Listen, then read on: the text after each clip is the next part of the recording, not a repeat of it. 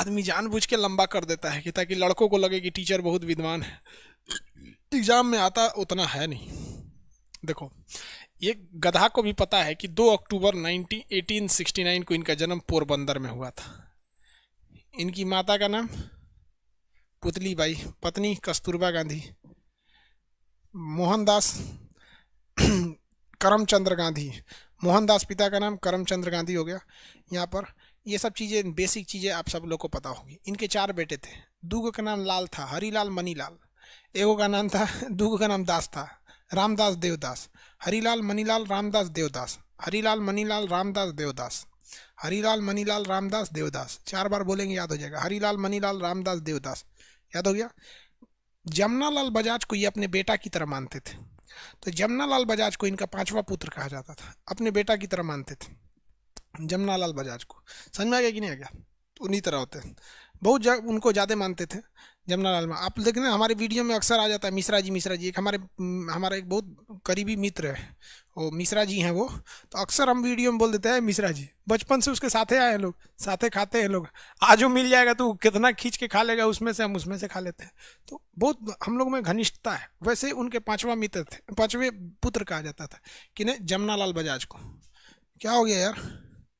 ये हाँ, चौरी चौरा अभी इसी में आएगा, गांधी जी वाले में ही चौरी चौरा आएगा बाबू। तो देखिए, उनके 5वें ये इनके पुत्र माना जाता था। गांधी जी ने 1863 में 1883 में चले गए थे लंदन पढ़ने के लिए, 82 में शादी हुआ था, 83 में चले गए थे। बाद में वो लौट के आए थे। वहीं जब बाहर में थे ना, तो उन्हें दक्षिण अफ्रीका में एक केस लड़ने गए थे। तो दक्षिण अफ्रीका में इन्होंने फिनिक्स फॉर्म की स्थापना किया था, फिनिक्स फॉर्म, और ये उनका प्रथम आंदोलन था। महात्मा गांधी का प्रथम आंदोलन कहाँ था? दक्षिण अफ्रीका में। और यहीं पर इन्हें मिले थे गोपाल कृष्ण गोखले। कौन मिले थे? गोखले लिख देते हैं बस शॉर्टकट में, गोखले, गोपाल कृष्ण गोखले। और गोपाल कृष्ण गोखले को इन्होंने अपना राजनीतिक गुरु मान लिया था और कहा था, गुरु जी आप बताइए हमें क्या करना चाहिए। तो इन्होंने कहा था कि जब तक आप किसी बड़े क्रांतिकारी की चीज़ों को पढ़ नहीं लेते हैं तब तक आप सफल नहीं हो पाएंगे बाबू। तो महात्मा गांधी ने गोपाल कृष्ण गोखले जी की बात मानकर 2 लोगों की किताबें पढ़ी। एक रस्किन की किताबें पढ़ी। किसकी किताब?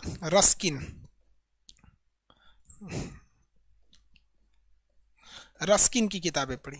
और इससे इन्होंने सीख लिया कि भूख हड़ताल बहुत बड़ी चीज़ होती है। अब मान लीजिए अगर हम किसी स्टूडेंट की मांग को लेकर अगर हम भूख हड़ताल पे बैठ जाए तो हिला देंगे हम सरकार को, क्योंकि आज भी हम कभी भी निस्वार्थ स्टूडेंट के बारे में सोचे हैं। निस्वार्थ मतलब कभी एक क्षणिक सा स्वार्थ नहीं रहा। हाँ, ये जरूर है कि हमें भी परिवार चलाना है तो आपसे कुछ फीस लेनी पड़ती है, हमें भी सर्वर कास्ट देना है, हमें भी सब कुछ देना है, तो ये है। सरकार टैक्स लेना छोड़ दे, हम देखते हैं कितना, अगर वो 50% टैक्स की कमी करेगी तो हम 100% फीस में कमी कर देंगे। मतलब जितना तुम टैक्स कम करोगे उसका डबल हम फीस कम कर देंगे। तुम 50 रुपया हमारे टैक्स में छूट दो, हम 100 रुपया फीस कम कर देंगे। तो हमारी भी कुछ मजबूरी भी है। तो रस्किन से उन्होंने सीखा भूख हड़ताल पर। अगर आज हम भूख हड़ताल पर बैठ जाएं स्टूडेंट्स की किसी मांग को लेकर तो तालका मच जाएगा, क्योंकि सबको पता है ये जो हिला देगा यहाँ पे। तो इन्होंने यही रस्किन से सीखा था कि भाई भूख हड़ताल में बहुत दम है।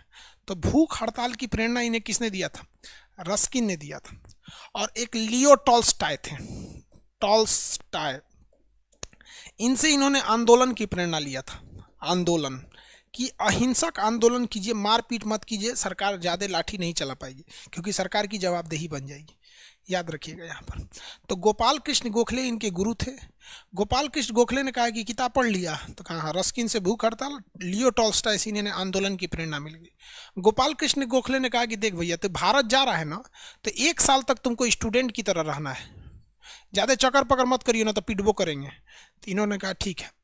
इसलिए महात्मा गांधी जब भारत आए, महात्मा गांधी क्या है, जब भारत आए तो इनको अपने गुरुजी की बात याद थी कि हमें 1 साल तक स्टूडेंट की तरह रहना है।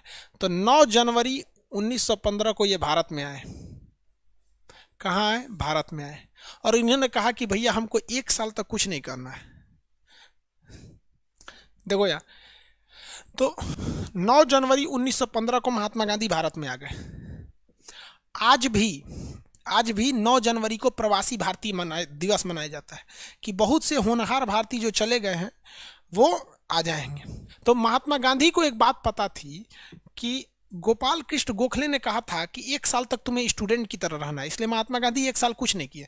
उन्होंने 1916 में साबरमती आश्रम की स्थापना कर दिया। तो बस हम आश्रम लिख देते हैं, साबरमती आश्रम की स्थापना। इसके लिए पैसा दिया था अंबालाल साराभाई। पैसा किसने दिया था? क्वेश्चन पूछता है, आश्रम बनाने का पैसा किसने दिया था? अंबालाल साराभाई।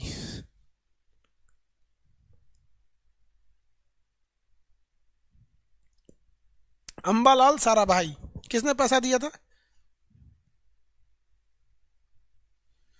किसने पैसा दिया था? अंबालाल साराभाई ने। अब 1 साल बीत गया।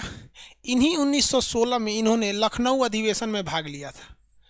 लखनऊ अधिवेशन में भाग लिया था और लखनऊ अधिवेशन में इनको एक बिहारी ने देख लिया था जिसका नाम था राजकुमार शुक्ल ने।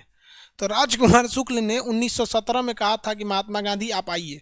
तो महात्मा गांधी ने कहा था 1916 में लखनऊ अधिवेशन में कि हम अभी नहीं आ सकते हैं, हमारे गुरुजी कहते कि 1 साल तक तुम्हें विद्यार्थी की तरह जिंदगी बिताना है। तो 1917 में इन्होंने कहा कि हम अब आएंगे। तो इन्होंने चंपारण सत्याग्रह किया। चंपारण सत्याग्रह किया। ध्यान दीजिएगा, यह महात्मा गांधी के जीवन का पहला सत्याग्रह नहीं था। महात्मा गांधी के जीवन का पहला सत्याग्रह साउथ अफ्रीका में था। यह भारत में पहला सत्याग्रह था और इन्होंने 3 कठिया पद्धति को खत्म कर दिया। 3 कठिया पद्धति क्या था कि जिनका 20 कट्ठा खेत था, मतलब हर एक 20 कट्ठा खेत पर 3 कट्ठा पर नील बोना था। हर एक 20 कट्ठा खेत पर 3 कट्ठा नील बोना था। नील जो कपड़े पे चढ़ाया जाता है, इसकी खराबी क्या होती है कि जहां बोइएगा वो जमीन बंजर हो जाती है। तो किसानों का हर साल 3 कट्ठा जमीन बंजर हो जा रही थी और अंग्रेज जमींदारों से कह के जबरदस्ती यहाँ पे नील बोआते थे। इसलिए महात्मा गांधी ने वहां पर कहकर भारतीयों के लिए वो जमीन को क्या कर दिया, ये नियम को खत्म करा दिया। ये महात्मा गांधी का भारत में पहला आंदोलन था। महात्मा गांधी का भारत में पहला आंदोलन था। ये हो गया। इसके बाद महात्मा गांधी 1818 में खेड़ा सत्याग्रह कर दिए। गुजरात में एक जगह है खेड़ा सत्याग्रह, इसको भी जीत लिया। उसके बाद 1818 में ही महात्मा गांधी ने मील मजदूर के लिए आंदोलन कर दिया। अहमदाबाद मील मजदूर के लिए आंदोलन कर दिया और यहीं पर महात्मा गांधी ने पहली बार भूख हड़ताल का प्रयोग कर लिया। अब आप बताओ भाई, महात्मा गांधी को भूख हड़ताल की प्रेरणा किससे मिली थी? रस्किन से। महात्मा गांधी को भूख हड़ताल की प्रेरणा किससे मिली थी? रस्किन से। साराभाई ने रुपए क्यों दिए थे भैया? आश्रम बनाने के लिए, महात्मा गांधी के आश्रम बनाने के लिए। हम आप ही से कहेंगे कि हमको एक अनाथ आश्रम खोलना है, पैसा दीजिएगा कि नहीं? दे दीजिएगा। अरे 10 रुपया दीजिएगा, दे दीजिएगा कि नहीं? वैसे ही दिया था इन्होंने।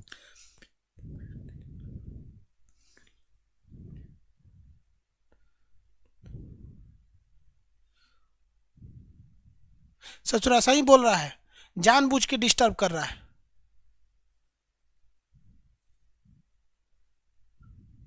सही बोला, 11 रुपया में बकलोल आ गया है। 11 रुपये में बकलोल आ गया है। देखो, महात्मा गांधी ने पहली बार भूख हड़ताल का प्रयोग किया क्या? 1918 में।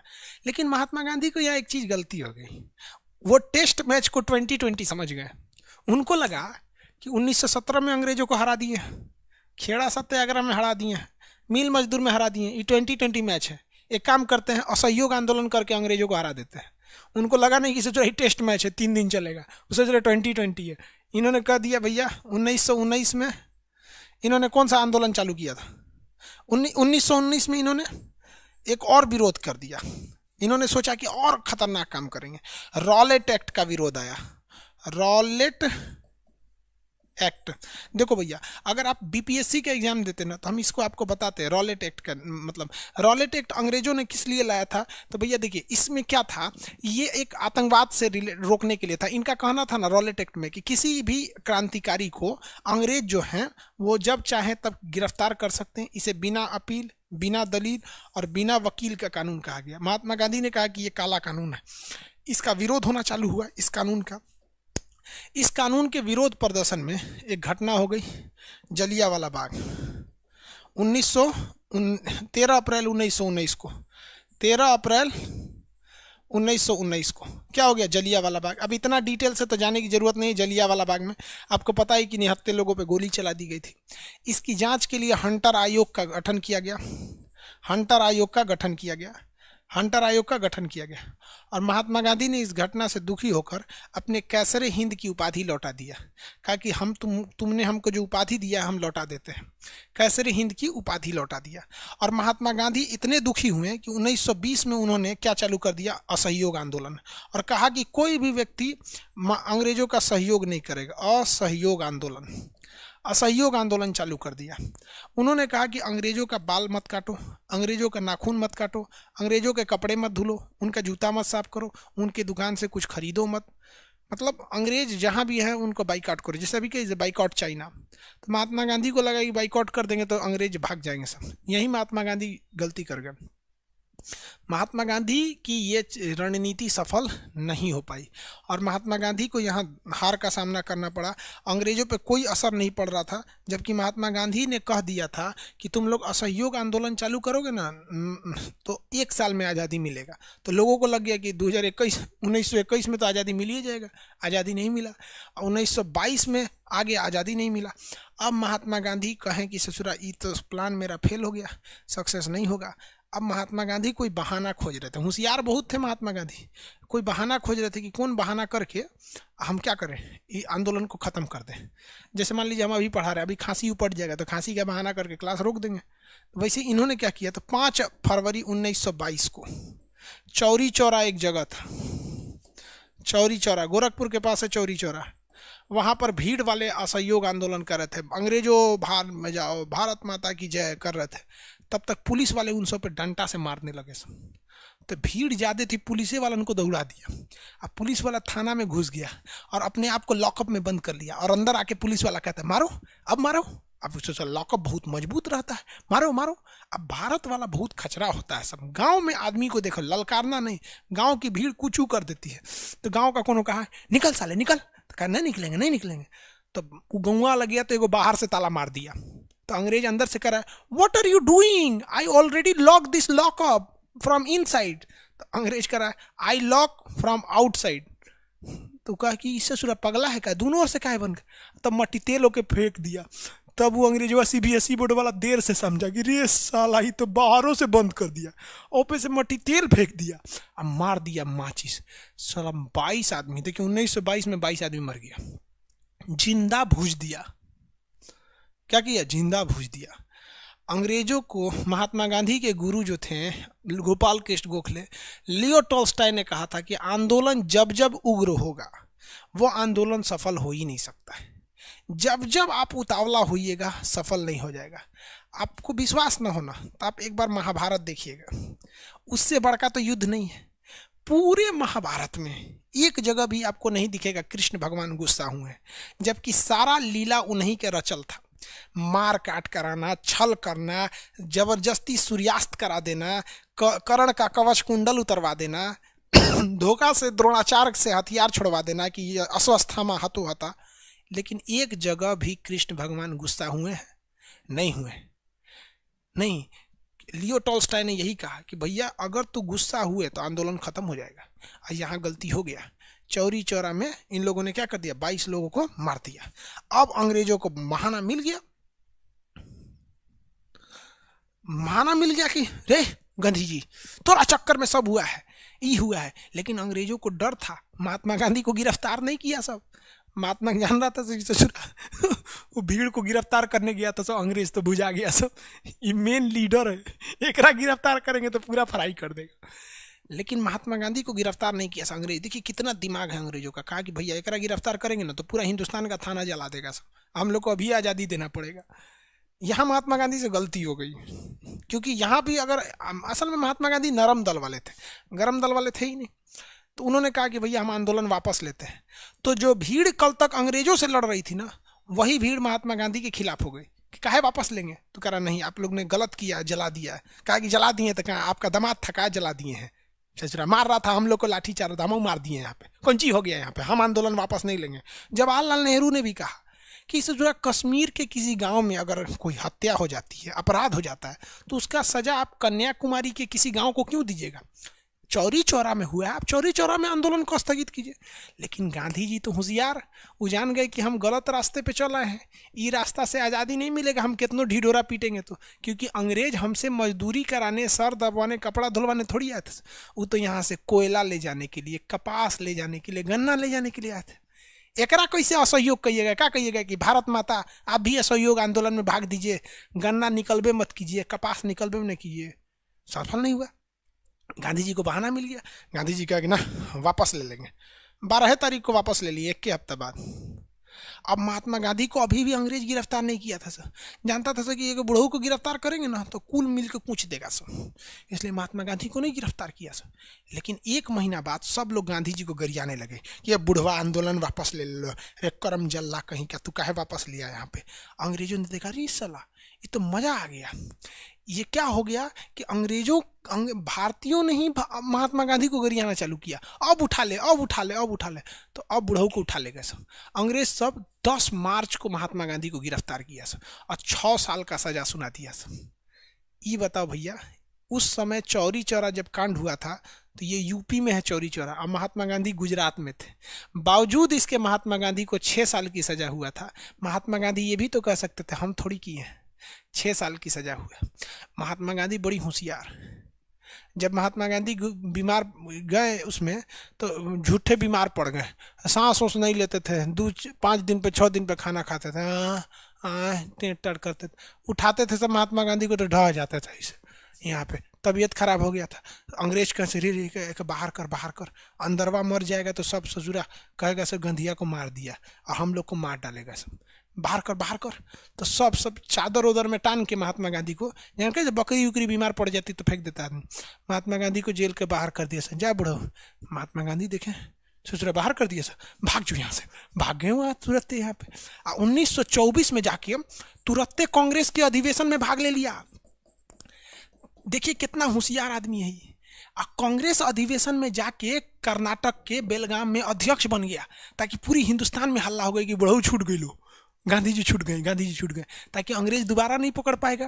क्योंकि दोबारा पकड़ेगा, मान लीजिए किसी के घर और में रुके रहते तो तुरंत कहते थे कि बुढ़वा झूठ बोल रहा है, बीमार नहीं पड़ल था, यहाँ पे खाली बहाना कर रहा था, इसे यहाँ पे लेके भाग गया सब महात्मा गांधी को। समझ आ गया कि नहीं गया, लेके भाग गया सब महात्मा गांधी को। 24 में आके कांग्रेस की अधिवेशन में आ गया। अब महात्मा गांधी ने कहा कि एक काम करते हैं, अब कोनो आंदोलन नहीं करेंगे, अभी कर देंगे तो कांड हो जाएगा, एक काम करते हैं अभी कुछ समाज सेवा कर देते हैं। तो महात्मा गांधी 6 सालों तक समाज की भलाई किया था। आपको जानकर ताज्जुब होगा कि कोरोना से भी खतरनाक बीमारी प्लेग होती है, जिसे काली मौत कहा जाता है। उस समय महात्मा गांधी बिना मास्क के, बिना पीपीई किट के, कोरोना से भी खतरनाक मरीज जिसे प्लेग कहा जाता था, उन प्लेग के मरीजों का रुई लेके घाव साफ करते थे।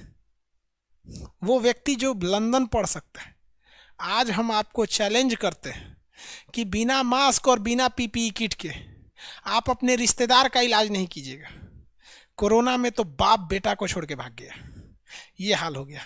और उस महात्मा गांधी को, जिसको लंदन पढ़ने की औकात थी, वो मरीजों का घाव साफ किया। कोरोना से खतरनाक मरीज, काली मौत कहा जाता है प्लेग को, और 6 साल तक साफ किया, जब तक कि प्लेग की महामारी खत्म नहीं हो गई। और आज पीपीई किट में कोरोना हो जा रहा है। हम लोग जाएंगे हम किसी मरीज को जाएंगे इलाज करने, बस इतना बता दीजिएगा इस कमरे में 2 दिन पहले कोई कोरोना का मरीज था, आप कमरे में नहीं जाइएगा, जबकि मास्क और पीपीई किट के बावजूद।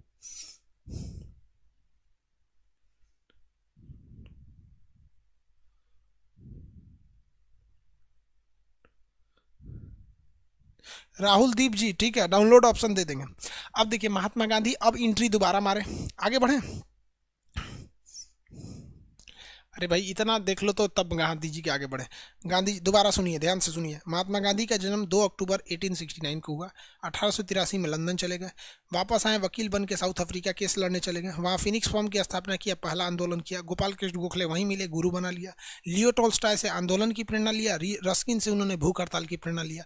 भारत में आए 1915 में, और 16 में साबरमती आश्रम की स्थापना किया, और अम्बालाल साराभाई ने इन्हें पैसे दिए थे। 16 में इन्होंने विद्यार्थी जीवन बिताया और कांग्रेस अधिवेशन में भाग लेने गए। गए। वहाँ इन्हें राजकुमार शुक्ल भी मिले थे जो इन्हें बिहार आने का न्योता दिए थे, लेकिन इन्होंने कहा कि नहीं, 1 साल तक हमें विद्यार्थी जीवन जीना है। उसके बाद 1917 में चंपारण 3 कठिया पद्धति बर्बाद कर दिया, मतलब 20 कट्टा में 3 कट्टा, इसे 3 कठिया कहा गया, नीले जमींदारों के खिलाफ। उसके बाद खेड़ा सत्याग्रह, अहमदाबाद मिल मजदूर में भूख हड़ताल कर दिया। 19 में रॉलेट एक्ट कर दिया। 19 में जब जलियांवाला बाग हो गया तो महात्मा गांधी बहुत विक्षुब्ध हो गए। 20 में असहयोग आंदोलन हुआ, लेकिन 5 फरवरी 1922 को जलियांवाला चौरी चौरा हो गया, जिस कारण महात्मा गांधी को जेल भेज दिया गया और महात्मा गांधी ने असहयोग आंदोलन को स्थगित कर दिया। क्वेश्चन पूछेगा असहयोग आंदोलन को स्थगित करने का कारण जलियांवाला बाग था। उसके बाद क्या हुआ, 1924 में छूटे तो कर्नाटक में बेलगाम में कांग्रेस अधिवेशन के अध्यक्ष बन गए। 24 से लेकर 30 तक यानी 6 साल तक रचनात्मक कार्य एवं समाज सेवा की भलाई की काम किया था। किसी को दिक्कत? आगे बढ़े। बिरला क्या था सर? बहुत बड़का रईस आदमी था उस टाइम।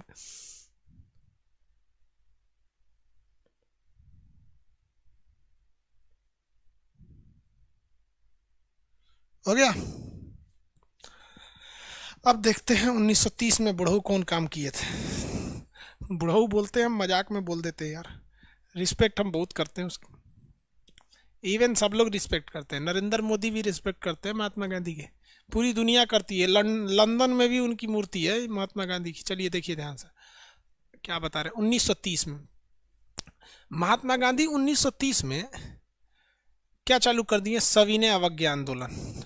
1930 में महात्मा गांधी ने, उस समय भारत का वायसराय था लॉर्ड इरविन को कहा कि देख बेटा, हम तुमको 12 को अपनी मांग दे रहे हैं, पूरा कर ले, न तो हम पूरा भयानक आंदोलन कर देंगे। तो इरविन ने कहा कि भाड़ में जो तेरा आंदोलन, हम नहीं मानने वाले। तो महात्मा गांधी ने कहा ना, थोड़ा सा पहले एगो आया था, रीडिंग नाम था उसका, रीडिंग। उसने देखा था कि किस तरह से असहयोग आंदोलन हुआ था, तोरा दिखाना पड़ेगा कैसे आंदोलन होता है। तो इरविन ने भगा दिया गांधी जी को, भाग, तेरा आंदोलन देखने आया है, चल निकल यहाँ से। उस समय यूट्यूब था नहीं कि पहले का चीज़ देख सकते हैं। तो महात्मा गांधी ने कहा ठीक है बेटा, कोई बात नहीं। महात्मा गांधी ने 1930 में डांडी मार्च चालू कर दिया। डांडी मार्च, भैया देखो डांडी गलती लिखा गया होगा तो कोई गलती, डांडी मार्च चालू कर दिया। अब ये डांडी मार्च चालू हुआ था 12 मार्च से। कब से? 12 मार्च से, और खत्म हुआ 6 अप्रैल पे। महात्मा गांधी को उम्मीद से ज्यादा भीड़ जुट गई। ये डांडी क्या था समझिए इसको। महात्मा गांधी जो थे बहुत होशियार आदमी थे। उन्होंने अपना आश्रम बनाया था साबरमती में, और नमक बनता है समुंदर के किनारे। ये जगह का नाम था डांडी, और ये जगह का नाम था साबरमती। यहाँ से इन्होंने 78 लोगों के साथ पैदल यात्रा चालू की थी कि हम जाके नमक बनाएंगे, और भारतीय नमक बनाएंगे, क्योंकि अंग्रेज नमक पर टैक्स ज़्यादा लेते थे। ये यहाँ गए तो इसमें 26 दिन लग गया। इस 26 दिन के दौरान महात्मा गांधी के पीछे हजारों की भीड़ लग गई, और डांडी नामक स्थान पर 20,000 लोग पहुंच गए। जो काफिला महात्मा गांधी ने महज 78 लोगों से चालू किया था, और वो काफिला यहाँ आकर डांडी नामक स्थान पर 20,000 हो गया। और महात्मा गांधी ने नमक बना के कहा कि अंग्रेजों तुम्हें टैक्स नहीं देंगे, हम अपना नमक लेंगे। महात्मा गांधी जब पीछे मुड़ के देखेंगे कहेंगे अरे बाप रे बाप, 20,000 फौज आ गई है, एक काम करते हैं, एक नया आंदोलन कर देते हैं। तो जैसे महात्मा गांधी ने 6 अप्रैल 1930 को डांडी खत्म किया ना, तो 6 अप्रैल 1930 को महात्मा गांधी ने कहा कि इन लोग को वापस काहे जाने देना है, इन लोग से एक और आंदोलन चालू करा देते हैं, सविनय अवज्ञा आंदोलन। सविनय अवज्ञा आंदोलन, सविनय अवज्ञा आंदोलन, civil defence civil disobedience movement. कहा गया कि हम भारतीय बहुत ही विनती के साथ आपका विरोध करेंगे। बहुत ही विनती के साथ क्या करेंगे? विरोध करेंगे।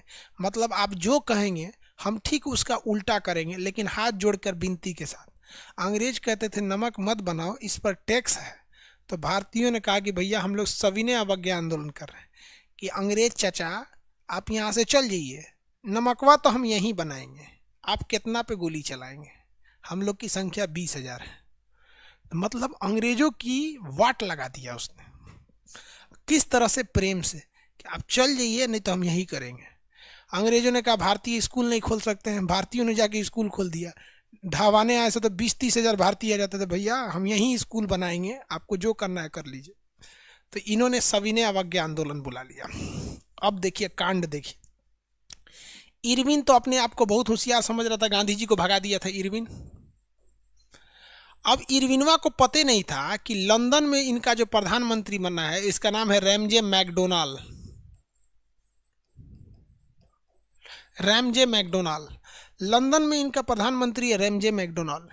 इसने गोल मेज सम्मेलन बनाया था। गोल, जब भी कभी मेज गोल रहता है ना तो सबका मुंह आमने सामने रहता है। गोल मेज इस चीज को दर्शाता है कि हम सब मिलकर डिसीजन ले रहे हैं, समझा गया, कि सबका चेहरा आमने सामने रहेगा। तो एक गोल मेज सम्मेलन बुलाया था जिस पर हिंदुस्तान के सारे नेताओं से बात करने के लिए बुलाया था। कब बुलाया था? पहला गोल मेज सम्मेलन 1930। और रैमजे मैकडोनाल्ड ने भयंकर इंतजाम कराया था कि कांग्रेस का नेता महात्मा गांधी आएगा, क्योंकि महात्मा गांधी जो बोलते थे देश में वही हो जाता। इधर देखिए गांधी जी तांडव करके बैठल है। इरविनवा कहा गांधी जी से, ये बुढ़ऊ लंदन चल जाइए ना, गोल में सम्मेलन है, नाश्ता पानी भोज वोज सबका व्यवस्था प्रधानमंत्री मैकडोनाल्ड करैले, चल जाइए। तो गांधी कह रहा है सविनय अवज्ञा आंदोलन, इरविन चचा हम कसम खाते हैं कि हम नहीं जाएंगे, आपको जो उखाड़ना है उखाड़ लीजिए। ये बेचारा कहा कि कोई दिक्कत नहीं। और जब उधर रैमजे मैकडोनाल्ड पूरा वीआईपी व्यवस्था नाश्ता पानी सब कराने के लिए बैठा दिया, सब लोग यहाँ सोचो 2-3 गो आदमी गया, भीमराव अम्बेडकर गए थे, तेज बहादुर सप्रू गए थे, 2-3 आदमी गया। बेचारा मैकडोनाल्ड का तो भयानक बेइज्जती हो गया। अब खुद सोचिए ना, मोदी जी डोनाल्ड ट्रंप के लिए गुजरात में स्टेडियम सजा दे और डोनाल्ड ट्रंप वे ना आए, अपनी मेहरारू को भेज दे, तो मोदी जी का तो भयंकर बेइज्जती होगा। इसी तरह बेइज्जती हो गया मैकडोनाल्ड का। मैकडोनाल्डवा फोन करके इरविनवा को गरियाया, रे साला चोट्टा, तोरा से बोले थे ना कि गांधी जी को भेजना है, काहे नहीं भेजा? तो कह रहा महाराज बकस दीजिए, हमारा नौकरी का सवाल है। वो गंधिया यहाँ आंदोलन करके बैठल है, कौन आंदोलन नया निकाला है, जोन चीज बोल रहे हैं वो उल्टे कर रहा है।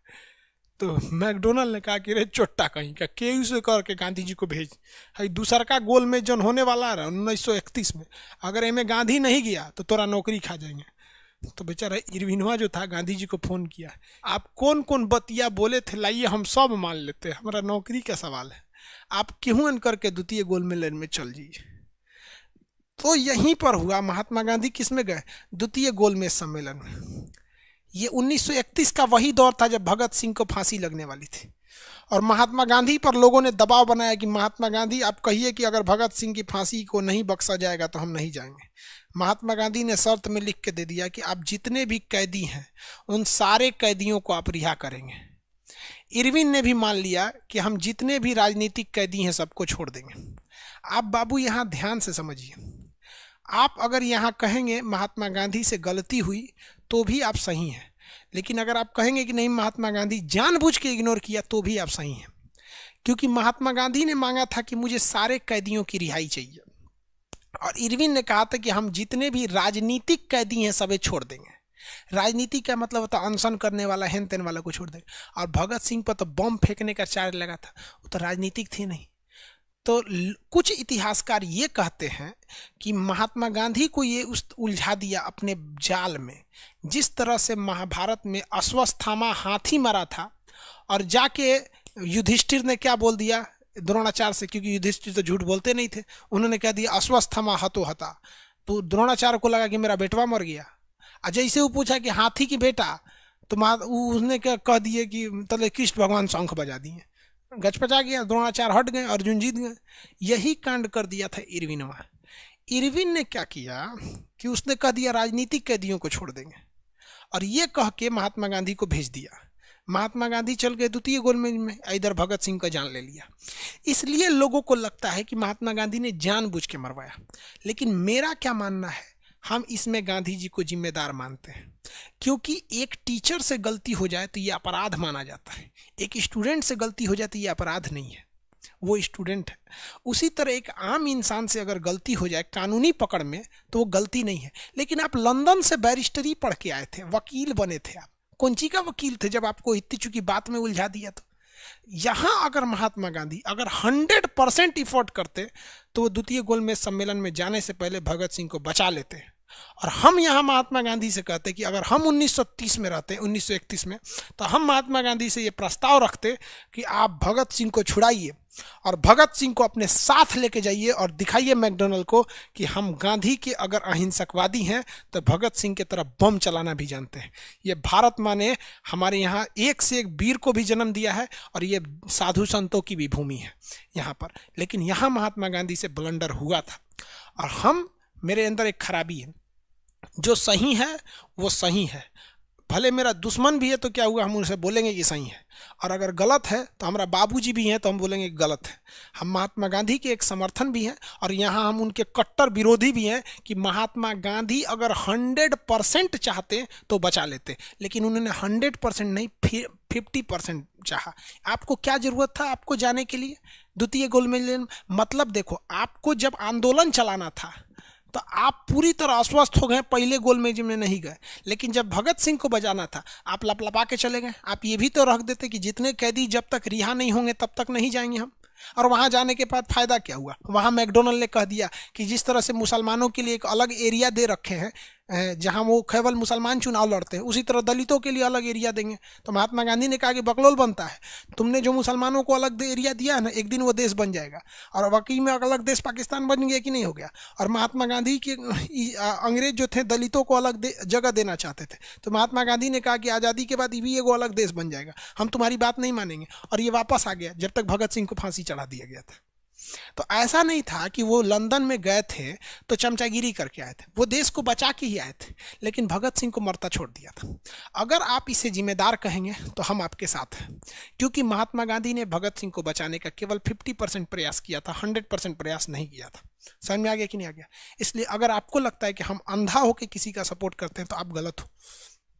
समझ में आ गया आपको? हाँ, वो मार्ले मिंटो अलग है।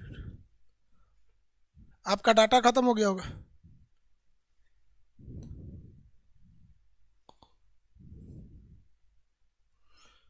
भाई बहुत देर से लाइव हो गया।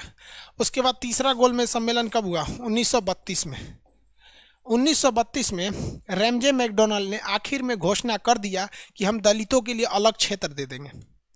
तो महात्मा गांधी ने आंदोलन कर दिया और महात्मा गांधी भूख हड़ताल पे बैठ गए। तब अंबेडकर और महात्मा गांधी के बीच में 1932 में एक समझौता हुआ, 24 सितंबर 1932 को, जिन्हें पूना समझौता कहते हैं, पूना पैक्ट कहते हैं। इसमें महात्मा गांधी ने कहा कि देखो, दलितों के लिए तुम अलग क्षेत्र मत मांगो, हाँ आरक्षण मांग लो, क्षेत्र मत मांगो। तो अंबेडकर जी इस पर रेडी हो गए थे कि हाँ, हमें दलितों के लिए अलग क्षेत्र नहीं चाहिए लेकिन आरक्षण चाहिए, जो आज भी चला आ रहा है। समझ में आ गया कि नहीं आ गया? तो ये पूना पैक्ट हो गया महात्मा गांधी का। इसके बाद महात्मा गांधी ने हरिजन सेवक संघ की स्थापना कर दिया था। हरिजन सेवक संघ के बाद अगला महात्मा गांधी का जो रोल था वो व्यक्तिगत सत्याग्रह था। उन्होंने कहा कि हम अकेले आंदोलन करेंगे ना तो हमारा मरवा देगा सब और आंदोलन खत्म हो जाएगा, इसलिए हर व्यक्ति आगे आए और व्यक्तिगत सत्याग्रह करे। तो महात्मा गांधी ने व्यक्तिगत सत्याग्रह किया। इसे दिल्ली चलो आंदोलन भी कहते हैं। किस आंदोलन को दिल्ली चलो आंदोलन कहते हैं? व्यक्तिगत सत्याग्रह को, कि हर व्यक्ति को आंदोलन करना पड़ेगा। इसमें पहले सत्याग्रही जवाहरलाल नेहरू और दूसरे सत्याग्रही विनोबा भावे थे। क्वेश्चन इससे दो पूछता है, व्यक्तिगत सत्याग्रह किसने चालू किया? महात्मा गांधी ने। किस सत्याग्रह को दिल्ली चलो आंदोलन कहते हैं? व्यक्तिगत सत्याग्रह को। किसे? व्यक्तिगत सत्याग्रह को। इसके पहले सत्याग्रही कौन थे? जवाहरलाल नेहरू। दूसरे सत्याग्रही विनोबा भावे। अब इसके बाद महात्मा गांधी ने भारत छोड़ो आंदोलन चालू किया 1942 में। भारत छोड़ो आंदोलन, भारत छोड़ो आंदोलन 1942 में। और इसी आंदोलन ने अंग्रेजों की कमर तोड़ दी, क्योंकि 1942 में जापान ने अमेरिका पे बम पटक दिया, हिटलर ने इंग्लैंड को बर्बाद कर दिया, फ्रांस को बर्बाद कर दिया, और भारत छोड़ो आंदोलन ने अंग्रेजों को भारत में चौपट कर दिया। तो इसी बीच आया कैबिनेट मिशन, जिसको महात्मा गांधी ने भी ठुकरा दिया और अंततः अंग्रेजों को मजबूर होना पड़ा कि आज़ादी, भारत को आज़ाद ही करने के लिए। तो अगर द्वितीय विश्व युद्ध नहीं होता तो हमें आज़ादी बहुत देर से मिलती। तो अब बताइए, इतना सारा काम किया महात्मा गांधी ने। महात्मा गांधी को पकड़ के जेल में डाल दिया गया था 1942 में। जब आज़ाद हुए महात्मा गांधी जेल से तो उनकी पत्नी मर चुकी थी। सोच सकते हैं, हमारे देश में अर्नब गोस्वामी को गिरफ्तार किया गया था 3 दिन के लिए, कितना बड़ा बवाल हुआ था, सुप्रीम कोर्ट ने उन्हें छोड़ दिया। और महात्मा गांधी को उनकी पत्नी मर गई, नहीं छोड़ा गया। यहाँ पे बहुत बड़ा बड़ा बड़ा जुल्म हुआ है हमारे देश के आज़ादी के, जो गुलामी से आज़ादी मिली, बहुत बहुत तांडव हुआ, इसके बाद देश आज़ाद हो गया। तो ये गांधी युग था, गांधी जी ने इतना इतना कांड किया टोटल, समझ में आ गया।